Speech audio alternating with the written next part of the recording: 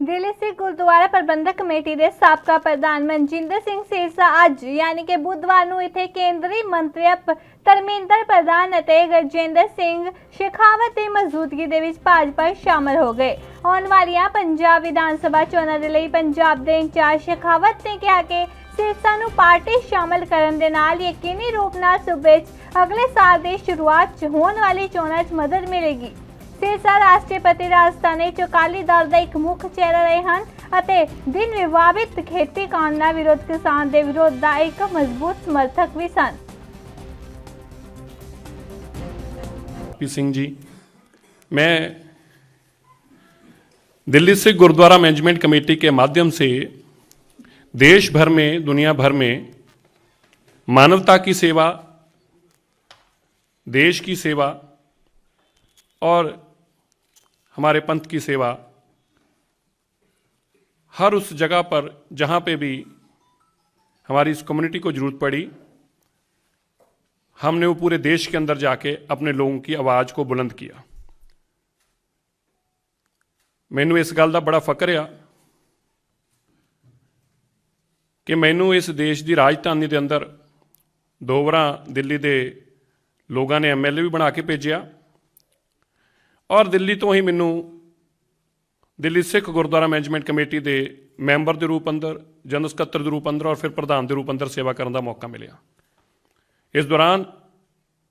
चाहे मानवता की सेवा की गल होवे, देश और दुनिया के अंदर सिक्खी का परचम लहराना होवे, देश में दसना होवे, दुनिया में दसना होवे सिख कौन है, सिखां की परंपरा है और की मानवता की सेवा करने का जज्बा सिख रखते हैं। पूरे देश और दुनिया ने इस गल नूं मन्निया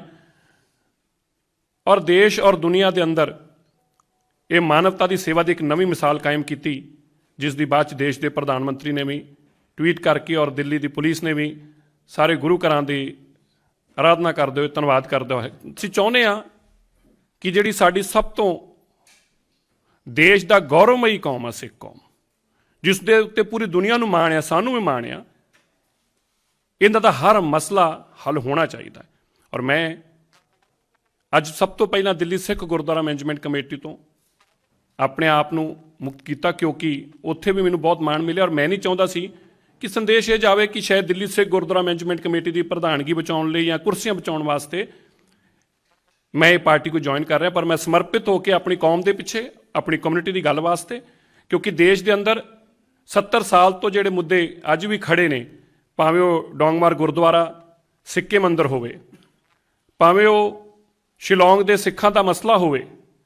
या श्रीनगर के कश्मीर के जम्मू कश्मीर के सिखां का मसला हो, जिथे उन्होंने अज तक नौकरियां च रिजर्वेशन नहीं। और मैं ये भी जरूर सबनों एक जानकारी जरूर देना चाहना है कि जो प्रबंध असी 3 साल तक दिल्ली सिख गुरुद्वारा मैनेजमेंट कमेटी के चलाए ने, वो प्रबंध भी पूरी दुनिया के अंदर वाहद पहली इस तरीके होया कि एड्डी वड्डी महामारी के दौरान देश के वड्डे तो वड्डी संस्था ने इस गल की वडियाई दी और वधाई दी कि सिखां की सच्ची सेवा की आ। और उहदे वास्ते मैं गुरु साहब का धन्यवाद करते हुए अज फिर तुहाडे सारी संगत के चरणों 'च यही बेनती करदा कि असीं मिल के देश की एक सरकार दे नाल जिहड़ी टकराअ की गल बार बार की जाती सी उस तों परां हो सकीए, जिहड़ी आपसी भाईचारक सांझ की गल की जाती सी उहनूं नेड़े लिया सकीए। तो जिंदगी 'च एक गल याद रखनी आ, एक समा वो सी जदों हर